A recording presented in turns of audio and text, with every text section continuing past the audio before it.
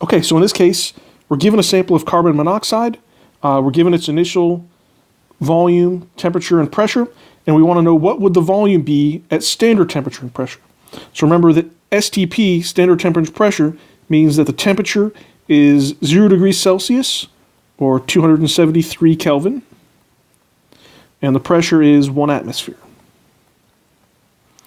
All right, so whenever I see that things are changing, in this case I'm changing the temperature and the pressure, and the volume is also changing, I like to use this form of the ideal gas law.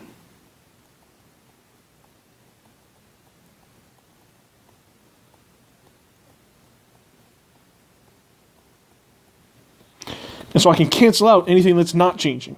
And so in this case, the pressure and the volume and the temperature are all changing, but the moles are not. So I can cancel the moles out. And so my equation then ends up being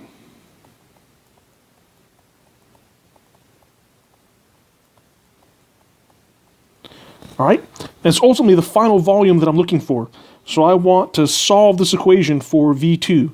So in order to do that, I'll need to multiply both sides by T2 to cancel out, and divide both sides by P2 to cancel that out. And when I do that, my equation that I need to solve ends up becoming the following.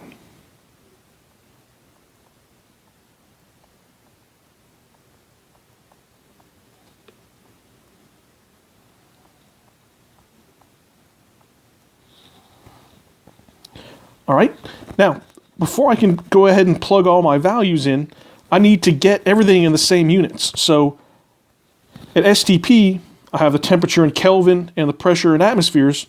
So I need to get the temperature, the initial temperature into Kelvin, and I always need to get the temperature into Kelvin, and I need to get the initial pressure into torr.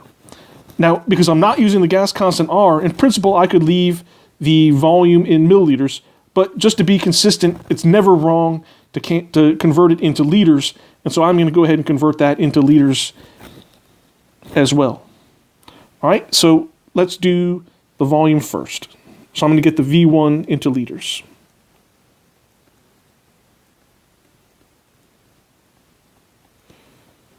One milliliter,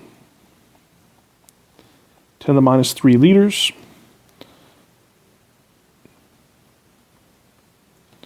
All right, I'm going to get T1 into Kelvin.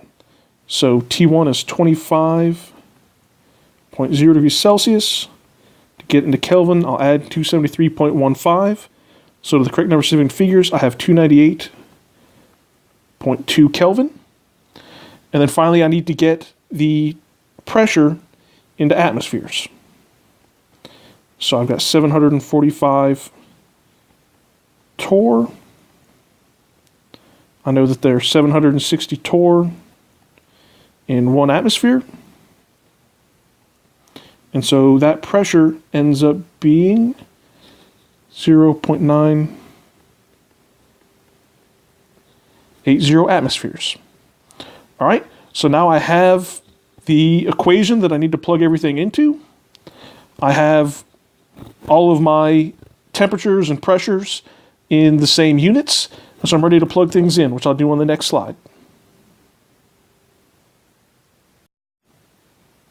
Okay, so I have here in red on the left-hand side the values that I just calculated. Let me rewrite our equation.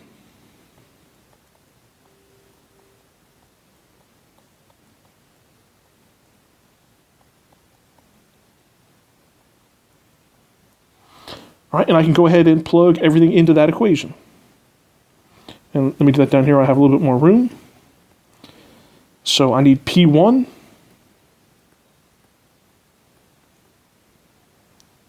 I need V1.